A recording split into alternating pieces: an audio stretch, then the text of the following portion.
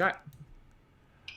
Hey everybody, welcome to the Virtual Improv Roundtable second edition. My name is Steve Disbrow with Improv Chattanooga, and tonight we're going to be talking about long form improv, what works and what does not. And I am joined by improvisers from around the world. Yes, that is technically correct, around the world.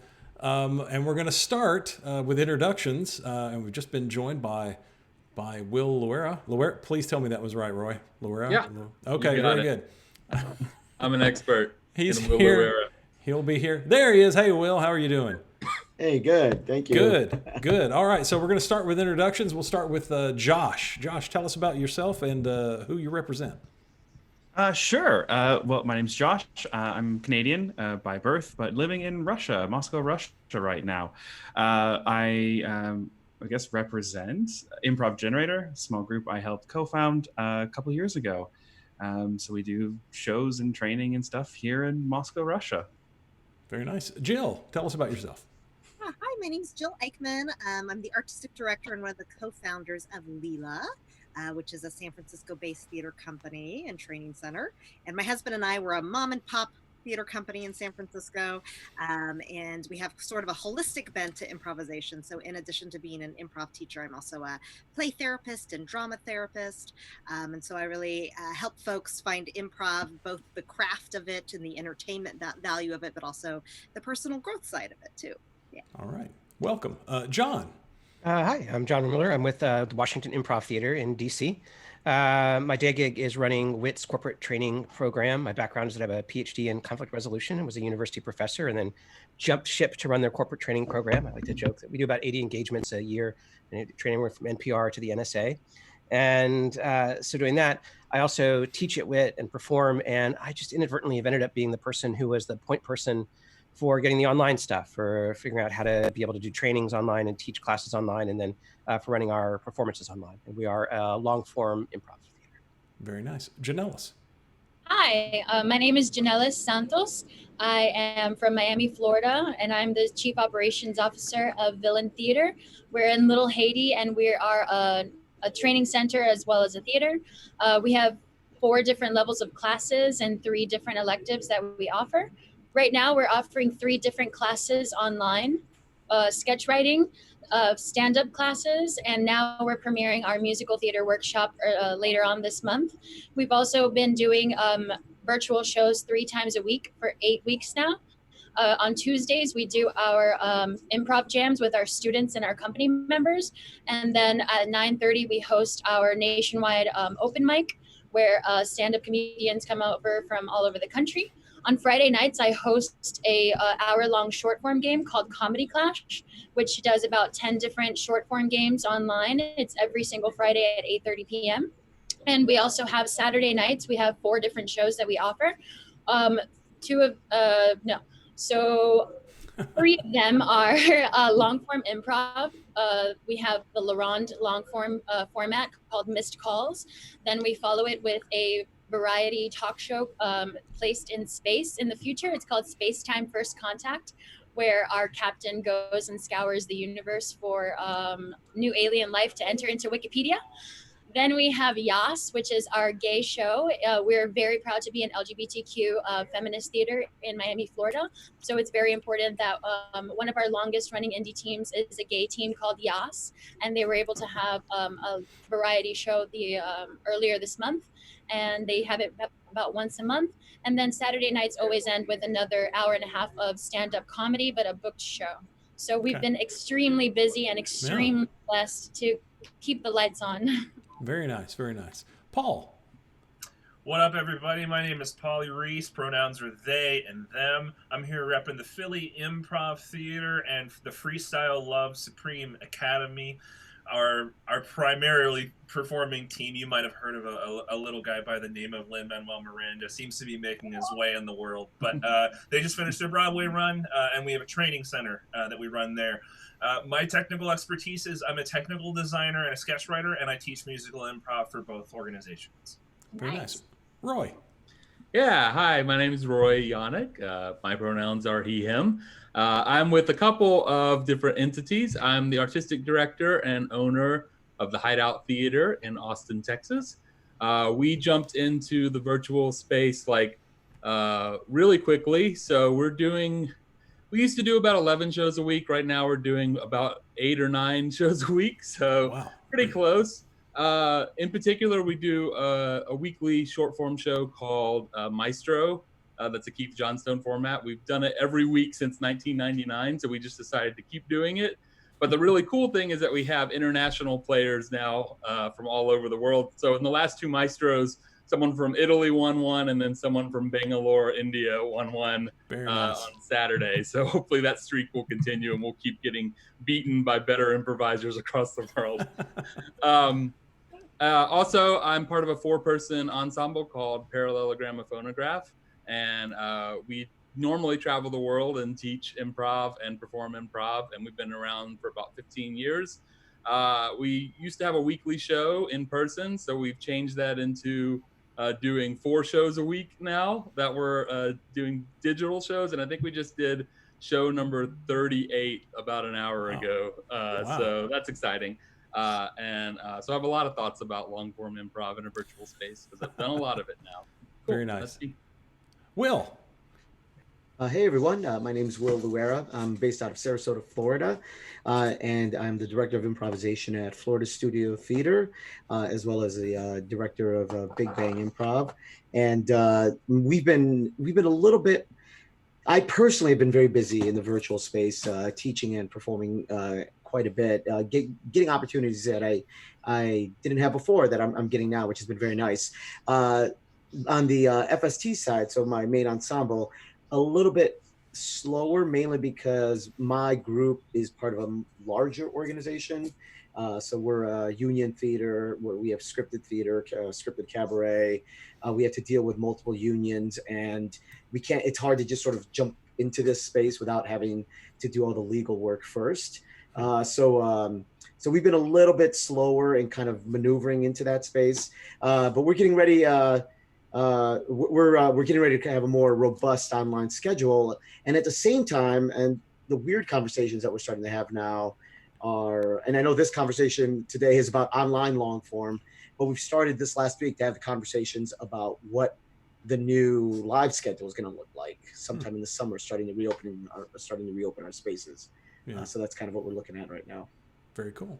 All right. Well, welcome everybody. Thank you so much for participating in this this week. Last week we did a discussion, was supposed to include long form, but about the hour-and-a-half mark, Zoom died on us, and it was a catastrophic failure and could not recover from it. We got through warm-ups and we got through short form. That's okay. Oh, you're in an actual theater space, aren't you, right now, Paul? No, I'm in Philly, but unfortunately, we have this thing where people really love to like cruise the streets in their particularly loud vehicles. So sounded like a lawnmower. But so I'd like to start off. So we're going to just go straight into long form and what works there. While we did cover warm-ups last time, it was warm-ups. I think the only one we really talked about was Zip Zap Zop. I think Will mentioned that he had found a way to make that work in this space. Are there any warm-ups that are suited for long form that any of you guys have found that work in this virtual world? Does anybody know the game Moo Cow? Have you all? It might be called different things. Do you all know? Like Alien Tiger Cow? I don't know. So you call on somebody. Usually, when you do it in an actual space where we're able to stand in a circle, you point to somebody, and to start it off, you say cow, and then that person has to make the sound and movement that a cow would make, whatever they want to do. So I might go Diz cow. Moo. Okay. So anytime I point to somebody, say their name, and say cow, you have to do Diz's version of cow. So let's all do Diz's cow again. Oh, God. You guys remember? Yeah. It's a very frightened cow. So then maybe I'd go Janellis cow. Oh. Paul cow. Moo. Roy cow. Moo. And I could also go Will moo, and you would say Cow. Exactly. Okay. You can do the reverse. And then you can just layer on more things. Like I could say, Josh, cat. Meow. So then that's our cat. Anytime I point to you, do that cat. And then you could do other things, like you could do rainbow, or you could do science, or quarantine, or whatever, so you can layer on more things and animals. And so it's a lot about like honoring people's gifts, right? Making sure that we remember, working on your memory and callbacks, right? So it's a lot of fun.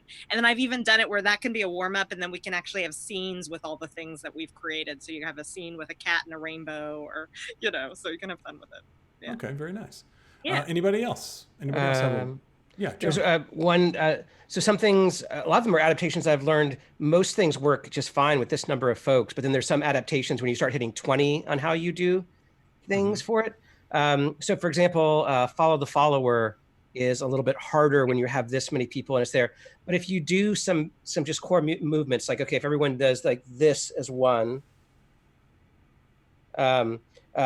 this is 2, and this is 3. So we got 1, 2, 3. Now anyone can do any one of those motions. So if anyone does something, we're going to change that. So now we're all doing that. And if someone can move to anything else of those 3. Oh.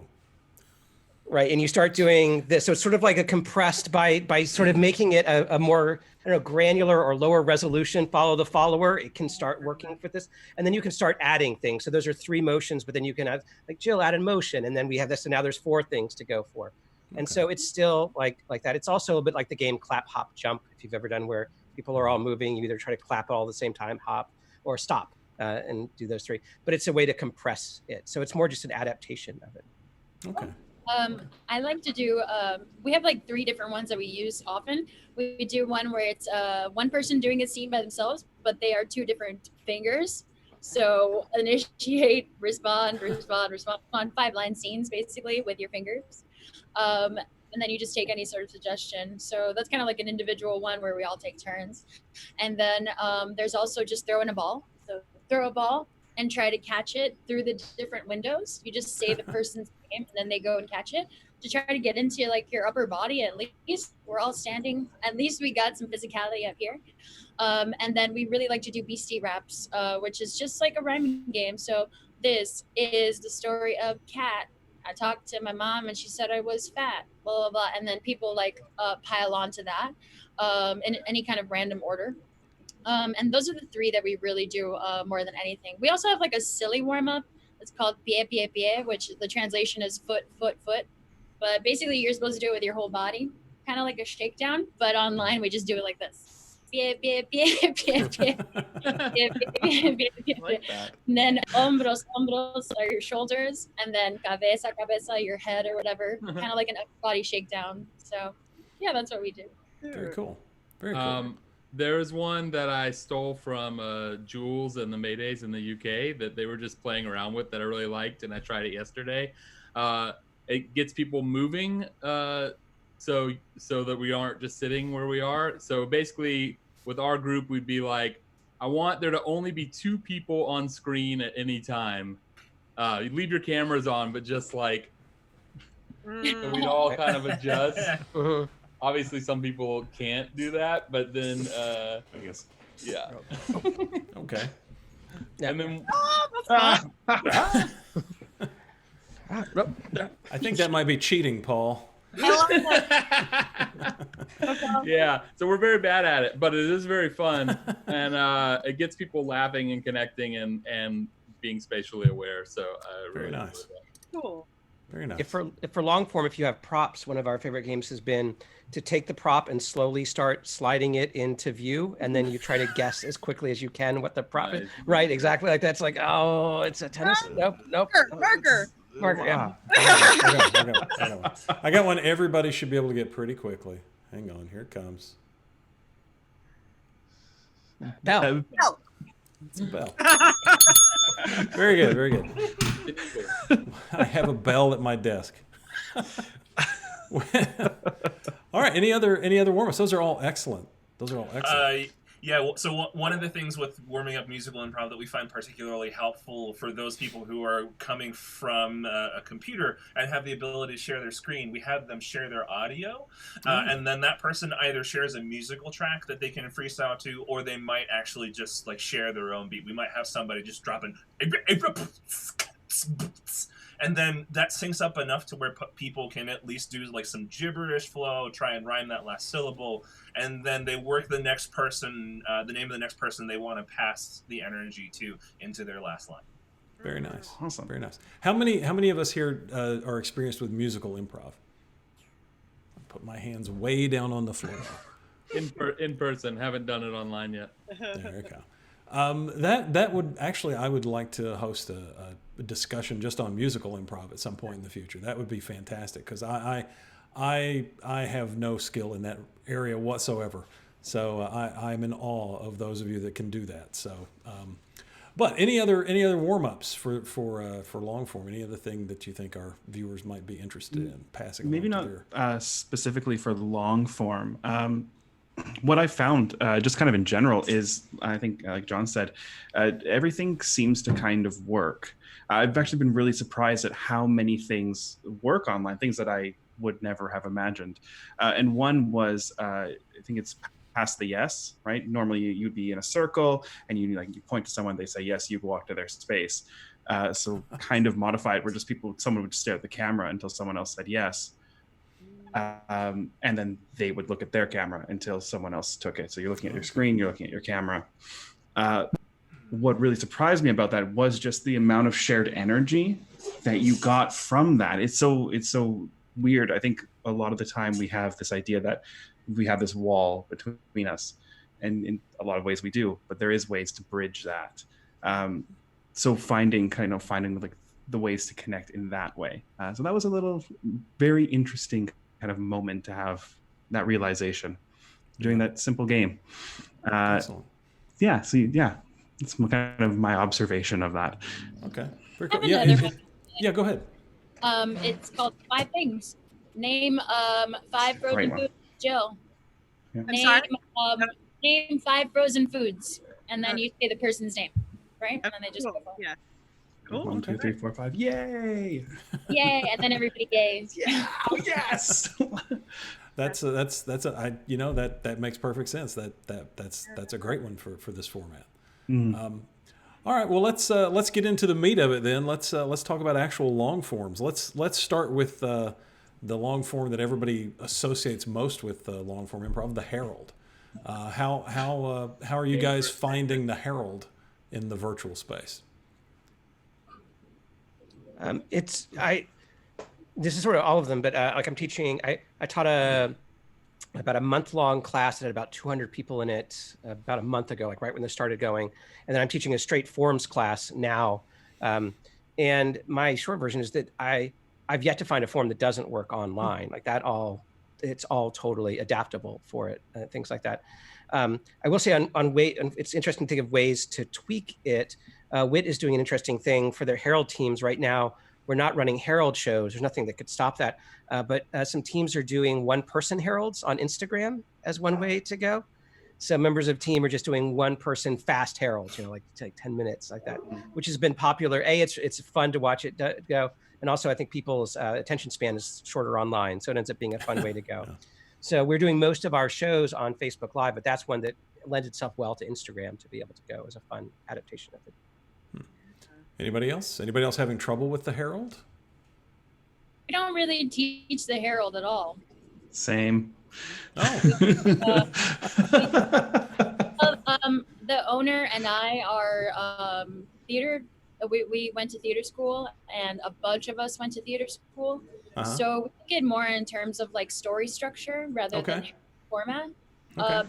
Good old beginning, middle, and end, and feeling the energy through the storyline and what kind of adaptations you can make for every single different type of show. But we don't really focus too much on formats or heralds. We just go with really good scene work and storytelling and good character work. I'm so glad you said that. I say, we're sort of similar where our mission is truthful artistic play. So as long as your show fits within those 3 words, you can perform on our stage. And we often cultivate our improvisers as artists. So we teach them a lot of different craft and a lot of different ways to approach improv, but ultimately we want our improvisers to come up with their own concepts, their own experiments, and find their own forms, Yeah. Well, does anybody else have any thoughts about that? I mean, if we're talking about, I mean, like at our theater, we teach the forms, but we butcher them mercilessly. As long as we end up with a nice story, we're very story driven in what we do. I'm looking for that. I'm looking for the emotional payoff at the end. I personally want to see I would just as soon see a story that makes the audience cry as one that makes them laugh uproariously for 15 minutes. So what are the pitfalls, I guess, then, if we're not going to talk about forms like the bat or time dash or any of that stuff, what are the pitfalls of building those stories in this environment? What are the pitfalls of making those emotional connections? I've got a player who's a very good player, an excellent player, and they told me the other night that they were having a really hard time with virtual improv simply because we're not there on stage together and we can't feel that emotional, physical connection there in the space. How do you guys get around that? My experience has been that you just do it a lot. And for me personally, it didn't lock in till probably the 3rd show. Yeah. But now I've done a lot more, and after that initial kind of hiccup, it felt very natural, and I can get the same sort of sense of connection with my fellow performers once it gets going. And I realize that's not the same for everyone. And actually, I've seen the opposite happen. There are a few performers that I've seen perform on stage in the past that they had a lot of room for growth, and I've seen their best work in virtual improv, and I'm still trying to unpack why that's true, but it's awesome. I'm very surprised and delighted by that. I do think there's something about focus. You have to give and take in this platform. You have to practice give and take more than anything else. And I think if you're somebody who's a real big giver, you're really learning how to take more. And if you're a big taker, you're learning how to give more. So I think maybe Roy, people's focus is getting heightened and focused. Their focus is getting focused. Yeah. That's a really good point too, because also people who have maybe a more manic energy on stage can't run around. They have to channel everything right. I'm doing this a lot. Will, did you have a thought? Oh yeah, I was going to piggyback on Roy that I was hesitant at first. It took me the same as Roy, I think 3 or 4 shows for it to lock in. And then suddenly I felt like I was really able to then really focus, to use that word again, on my partners and my ensemble online. But I think also the part I wanted to add to that is that it took almost as long for our audiences as well to get used to it. And I'm feeling like now they've gotten used to it, and they're able to kind of able to focus on 2 actors or what this looks like. And I do have to give a lot of thanks to, as I've been watching shows, definitely tricks that I've learned from people on how to help, the whole hiding of the camera instead of stopping video, just hiding camera and all that, all those little tricks that people have been, that I've learned along the way that have helped train my audiences and help them get used to this. Okay, well let's talk about some of those tricks. The hiding camera thing you mentioned. I think it was. I cannot remember her name. Lena? Yes, I believe that's right. She mentioned having a black piece of paper that you slide down over your camera to go black for your particular camera. What other tricks have you guys picked up? Well, I feel like there's the usual. I love that this is our weird world where it's our interesting artistic debate whether or not to hide the camera or to do stop video. Hiding camera lets you have a potentially interesting stage picture that remains static to the audience, whereas stopping video makes the image larger, which lets them be able to see more. And Mhm. I like doing the stop video to do the virtual backline, but there's been some formats where it's been nice to keep the stage picture constant. So giving thought about that as part of it. I know one thing I've really been thinking about lately is that it's, you guys too fast with me. It took me like 7 or 8 shows before I started feeling like, oh yeah, I'm doing improv again online. But I still think it's the bridge that's harder to cross is for a good audience experience and them to engage it. And I know I would do narrative improv, but it would sort of, depending on the troupe I'm in, different routes. But I'm loving narrative improv more on this format because it takes more of a hook to get people to care online. It takes more effort, and I find story is a big, powerful way to do that. Um, I've been experimenting a lot with how to get the audience engaged, like what the audience experience is. I feel like I'm learning a lot about what it means to be an audience and to convene an audience and give them there.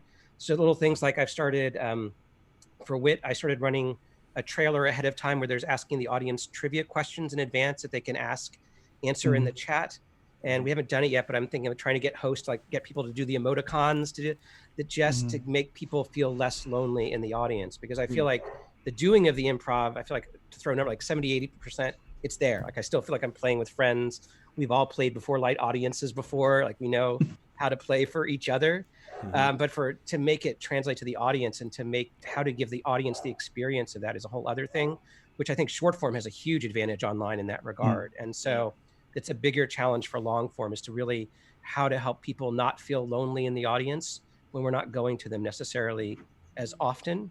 And I think PGraph is one example of where they can go to the audience along at several points along the way and still be long form that's helpful. And so I've been thinking about how to poach that as a concept and things like that. Yeah, Coach Janelle. Way. We, like on our real stage, we don't have our actors on stage while the scenes are going on. We have a backstage wall and then wings on the sides, so it's more seamless. And there's never any observers on the stage. So we taken that idea and just taking it online, and with the stop video, it has the same effect. And also Missed Calls, the show that we do every Saturday, is a Laurent format. So once we get through the whole, like, the first part of the Laurent, where it's the chain, there's only 2 people on screen at any given time. And when that third person comes on the screen, that's the edit. So the other person leaves. And then for the rest of the show, the edit is if a third person comes on screen, and basically just direct your attention by using their name. And a beautiful hack of online improv is the chat function on Zoom. We just end up with a list of the actors' names, and then we just fill in the names as we go along with the show, and then we always have it on the side. So our edits are dependent on the names, and also just turning on our camera for the most seamless kind of edit. And then on Fridays when I do the hour-long short form show, it's super fun because it's incredibly interactive. All of our suggestions come from the comments on the YouTube channel. So it's live, it's happening right there. I have my Zoom and I have my YouTube right here. And we have Peter, our owner. He's over in the studio running the stream to YouTube, Facebook, Twitter, and all these other parts. And he's really, really passionate about like making the streams look good, look attractive, kind of like a late night talk show, having the right graphics, having the right transitions between the games. Each game has a title card where I go, and now this is press conference. Title card comes on and it says press conference, the kind of suggestion that I'm looking for, and it says give us your suggestions or whatever. So each game is greeted by not only like my vocal hosting and on screen, but also through these title cards that help people just like kind of understand it for whatever 30 seconds it takes for them to put a good suggestion in the chat. And it's been really, really fun, and people feel like they're part of the show just like they do when you're on stage. Yeah. And you can call people out like, thank you, Charlotte Anderson. Thank you for doing that. Or I like the suggestion. Yeah. People love that stuff. Yeah, it's interesting to be able to read off the names of the people as they join the chats, as they make suggestions. They do seem to love that. What other edit suggestions do you guys have other than stop camera for things like that, for sweeps and stuff? I have something to add on to the stop camera, which is when you re-enter a scene or to start speaking before you turn your camera on, because there's a little bit of lag when you turn your camera on, and it can kind of look like you turned your camera on accident. So you just kind of start speaking, then hit the camera button, and then kind of just repeat what you had already said. So just like, hey, Grandpa, I'm coming over. Your camera comes on. It's like, Grandpa, I just came over, and then you continue speaking, and it creates a smoother kind of transition. And as opposed to that, sometimes if you want to initiate an entirely new scene, we'll often just turn the camera on and then start speaking, because it's like I'm interfering with the flow of what's currently happening. Yeah. I think both an auditory cue and a visual cue is really important for when we do edits. Like I have a lot of fun with tag edits. So we literally like say the person's name we're going to tag and then do tag, so it'd be like, is tag, so it's fun to have that physical effect of the hand coming towards the camera and then also say the name, and say tag. Yeah. You have everyone on the screen when you do that, or as you pop on the video, then you go tag? It depends on the format. So if we're all in the gallery playing like a quick and dirty tag out game or something like that, we'll all be there, or else we'll pop our video on and go tag. Yeah. Okay. Are you guys go ahead, Paul. I'll say with musical improv, it's almost always a situation with the form that we've created for this media that the song comes as the end of a scene. And then whoever the accompanist is running, oftentimes that's me, there will be a bunch of vamping until we get a couple of people that are feeling the energy of the vamp, and then that serves as the energy to feed the next scene. And so the people who end up cameras on at the end of the vamp, and where that sort of magic of end of vamp plus the right number of people up is sort of where we go next. Okay. Are you guys, well, it's left my mind.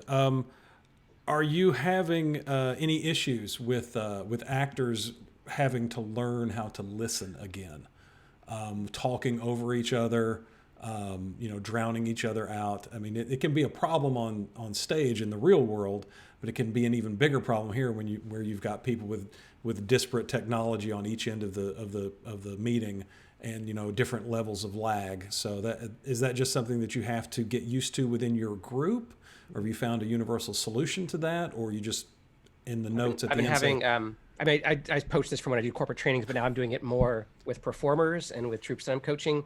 The game Last Word, First Word, where the line in front of you, whatever their last word is, has to be your first next word. Sometimes you can do it with just a letter, but just to try to get them more into the habit of holding off and doing that. And then another one to play with it is, because face reads so much, one of my favorite exercises in general is someone delivers a line, and then before you're allowed to respond to take a cue from clowning and to break the fourth wall, to look and sort of show your emotional reaction and then speak for it.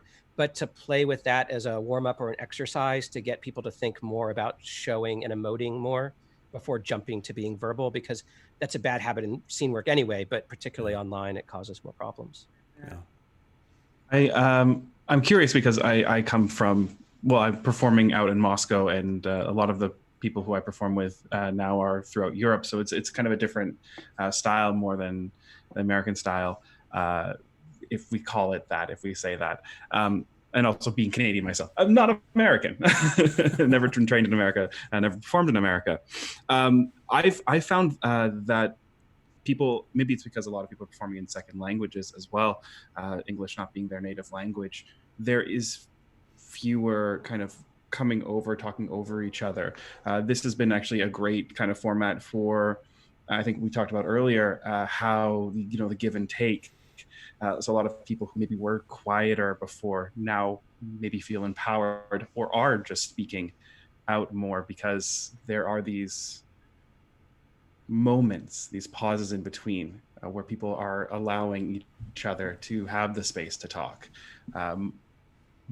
Which wasn't uncommon before on stage, but I think there is more of that here and now, which is great. This is something I'd love to see on stages all over, right? Having these moments and to have these silences and these interactions between people. Yeah. I think there's something kind of beautiful about the naturalness of kind of talking over each other. I mean, in regular conversation, people overlap all the time. And I think that your commitment to your character and your finesse and your patience with your other players, as well as a beautifully timed edit, will not suffer because somebody might have been talking at the same time.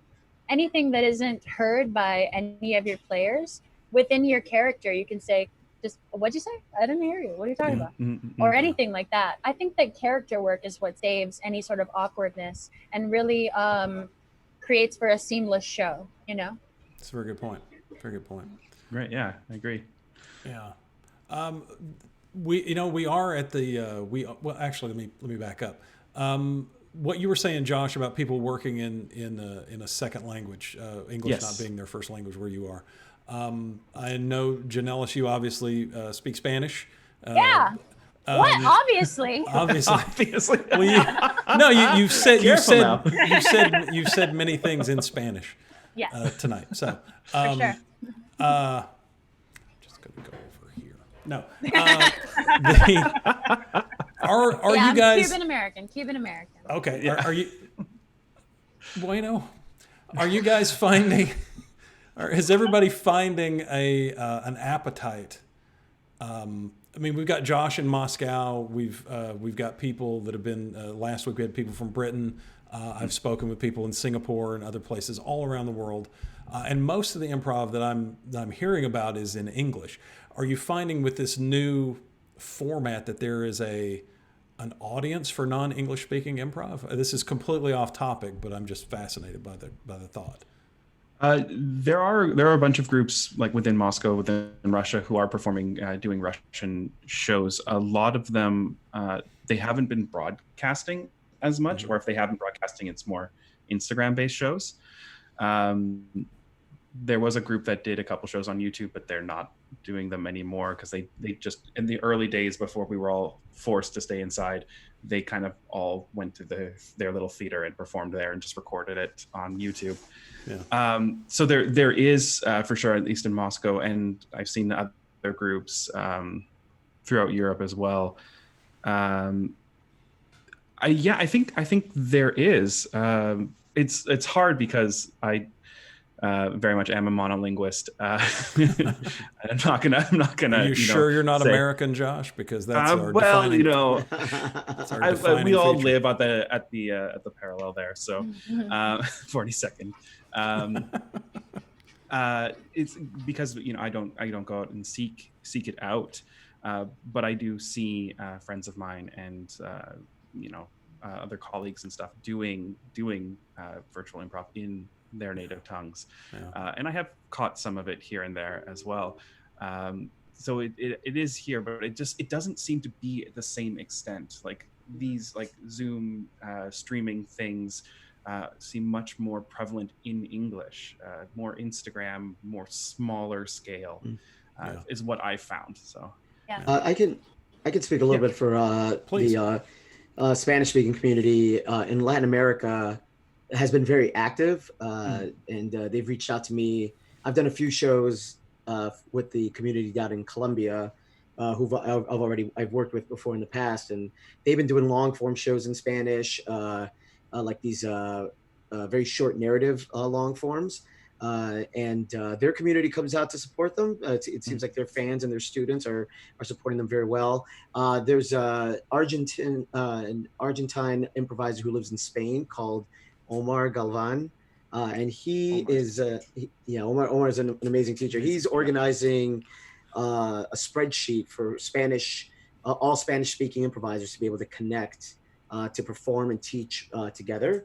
And there's also socially distant improv. They have a few Spanish-speaking events throughout the week, not only in improv but stand-up as well. Okay. So I know I've been in the last month. I've been busier than I have been in a while as a Spanish-speaking performer, and so that's been nice. Yeah, we do have a team called Teatro Villano, which is like villain theater in Spanish, but we haven't done an online show yet. We're going to premiere it in June, but like 75% of our people are bilingual anyway, so they're all doing the English shows right now. Yeah. So they kind of have enough on their plate, but we're going to do it anyway as more of a special event, not necessarily a weekly event. Very nice. Paul, did you have a thought? Yeah, in the Freestyle Love Supreme Academy world, obviously our our founder is a noted Latinx person. We have a pretty strong population of Hispanohablantes, and so we have programming designed for them. And really, a lot of that has just been about asking people, like, what's important to you in your improv? Like, what's something about your improv that you wish that you could bring more to your play, that's difficult in the general populace of, I mean, let's face it, still a whole lot of white dudes, a lot of cis white dudes out Yup. Yes, and absolutely. a lot able-bodied under the age of 35 and very very in that sort of like Anglo Protestant space.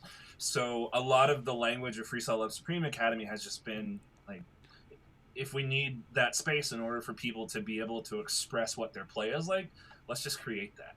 Very nice. And so there are subgroups in our community for femme-bodied folks, for non-cisgender folks, for folks of color, for Hispanohablantes. I suspect we'll probably be looking at a differently abled community popping up in the not so distant future as well. So very good. And Very a good. big Awesome. leverage that's on great. social media to be able to help all of those people get connected, because now in many circumstances social media is the best tool that we have, that now improvisers are learning to use in ways that are more constructive rather than necessarily trolling. That is all very good stuff. Very good stuff. I know that I believe it was John was saying earlier before we went live that you guys in Washington are going to be offering your classes online even after you guys reopen, correct? Probably. Because- I mean, we still got to make the decision, but I mean, in conversations that we're having, that we've got to see what the city finally does. We're about to start offering just online sections of our classes. Period. Yeah. It's in most scenarios of it opening, we'll still probably need to have an online section. We're still making that final decision, but personally, I'd be shocked if we didn't have to be able to do that as well. And my point there, the reason I followed on what you said, Paul, with that is because there are some people that would prefer to take these classes online, that would prefer to, be doing this stuff online. There's going to be a number of people that are at risk or are living with people that are there where really we don't want them to not be able to do improv, because WIT is a nonprofit theater, and we really try to be inclusion is a huge part of the mission. So finding ways to do that. So we're doing Improv for All. We do free workshops. So one of our free online workshops has already been ASL, Improv for All, and being able to do that and working with that. So that's a huge part of what we're looking at, how to bring improv to the community that we're serving. Very nice. Well, so far, what I'm hearing is that everything works. All you have to do is actually try. And sort of the reason that I came up with the idea for this roundtable was because early on I watched a lot of online improv, and it was not great.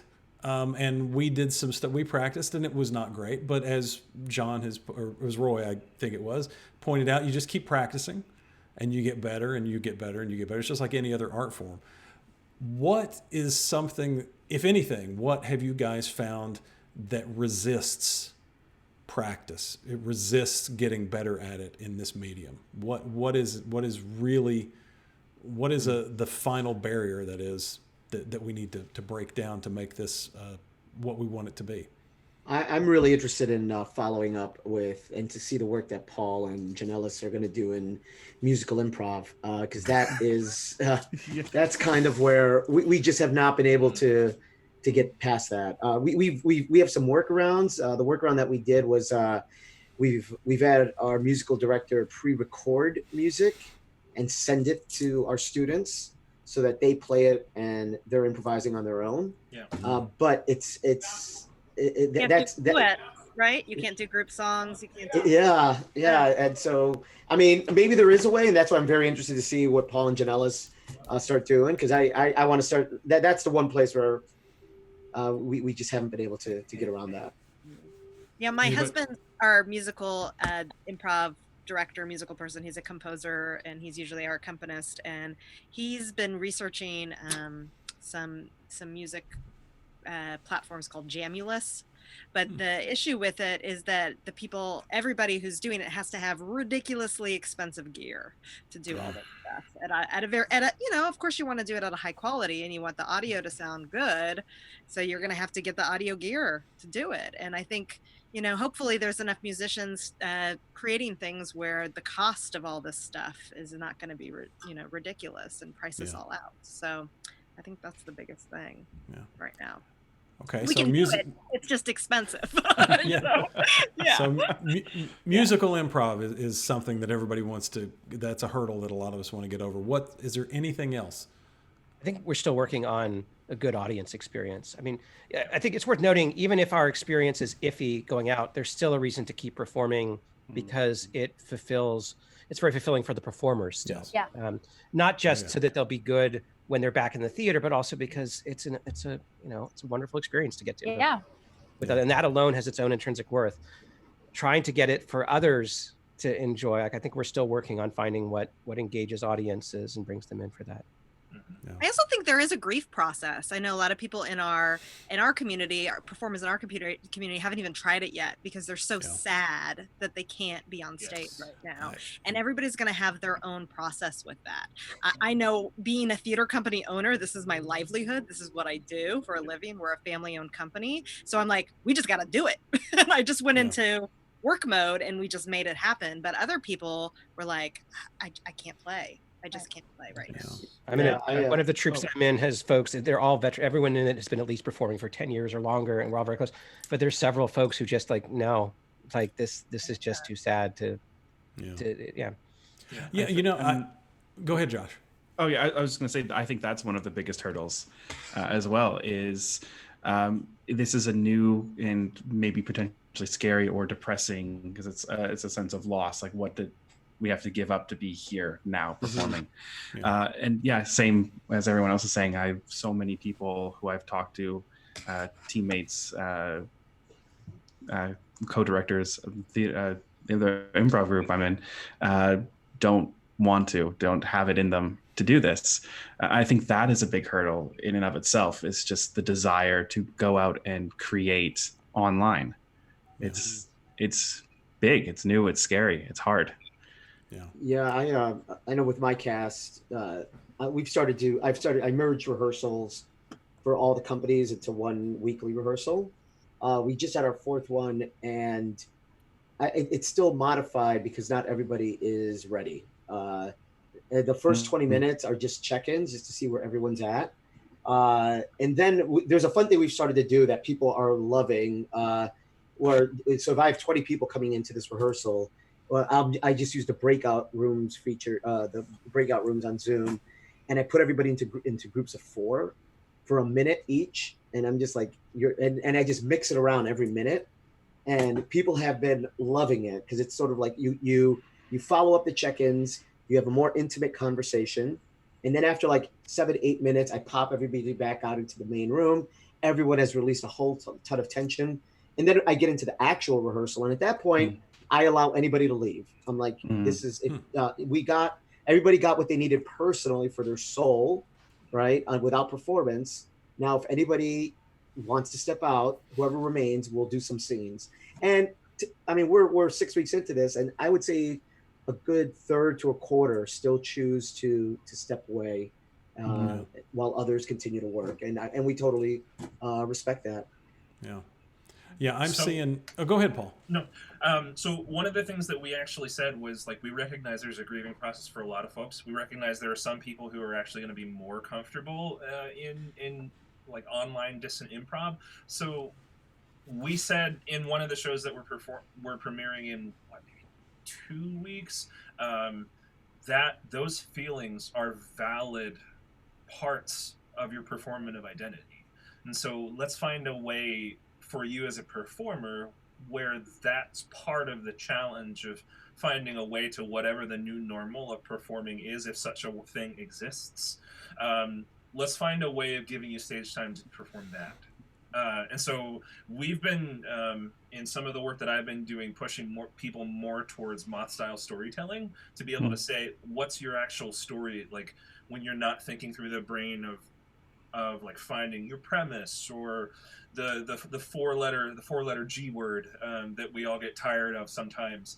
But like, what's the story that you can tell that feels real right now? And as you pointed out, Diz, sometimes it's better just to be able to tell a good story that connects with your audience. And I think those stories, especially now, are what people need to hear.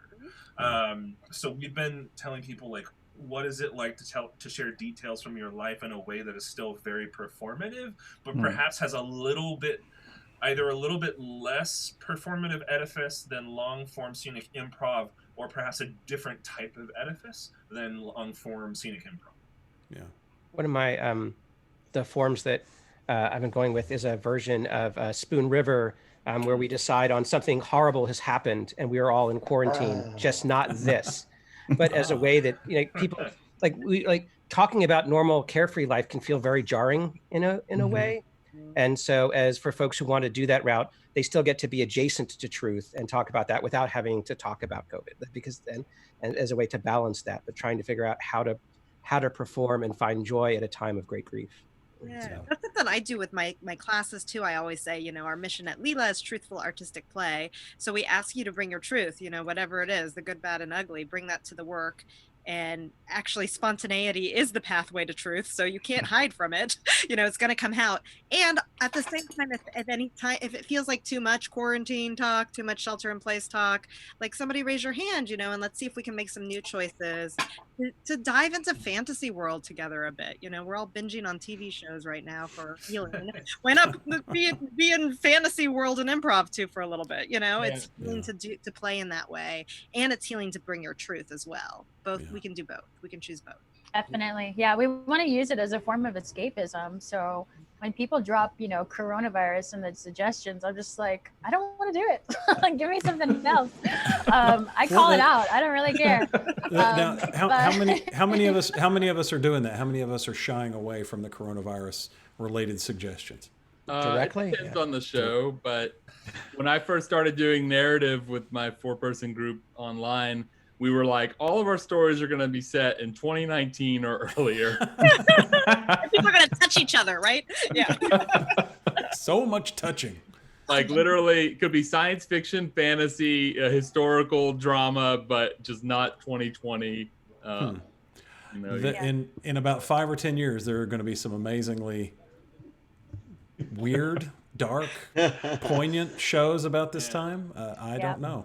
There's going to be so many college entrance essays that are about this. Oh, God. Yes. Yeah. I'm curious. This is like a weird, like now drilling down to a technical thing, but I know in those last talk we did that I mentioned that I feel like object work is a bridge too far to ask audiences to watch online. And Roy had what I think is right, that Roy's magical marker, which can be anything like that. This is a knife. I've got a knife. Right. And I'm just curious what others have come up on that. So. Yeah. Yeah, I've been having fun with like real objects in classes and shows. I'm in an all women's group called Objects of Desire, and we happen BQ before quarantine, you know, where we actually played personified objects with our bodies. So we're like, hey, let's use real objects. So we just, you know, we do object puppetry and dub over objects that we just find around the house, and we have some fun with that. Yeah, I was in a show last week, and we were just doing some stupid bits about getting fired. And then my character, you know, everybody's like receiving texts, opening their mail, and then my character just suddenly, this started to happen, right? Yeah. And then you know, and then I pulled out a fax and stuff that you can't do. Hey guys, I just want to say that I am still on Mother's Day duty. Oh, okay. So, well, you know what? I think we're ready to wrap this up actually, because long form improv is alive and well online, virtually. All you got to do out there, just practice. Just meet up, practice, do that stuff, and it's going to be okay. Does anybody use Snap Camera? Yeah. Oh, yes, it's so cool. Well, we have a whole show called Space Time First Contact where everybody is a Snap chat